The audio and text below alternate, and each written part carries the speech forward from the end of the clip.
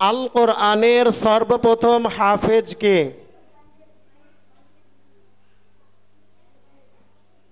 বলো।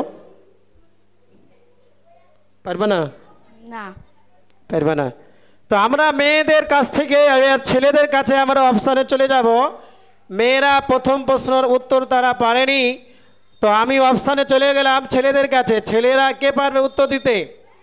আল কোরআনের সর্বপ্রথম হাফেজ কে? কে উত্তর দিতে পারবে? আল কোরআনের সর্বপ্রথম হাফেজ কে?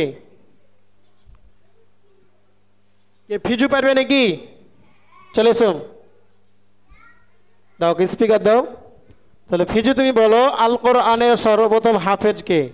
হযরত মুহাম্মদ মুস্তাফা সাল্লাল্লাহু আলাইহি সাল্লাম। মাশাআল্লাহ, তোমার প্রশ্নের উত্তর সঠিক হয়েছে। ছেলেদের বোনাস 5 পয়েন্ট।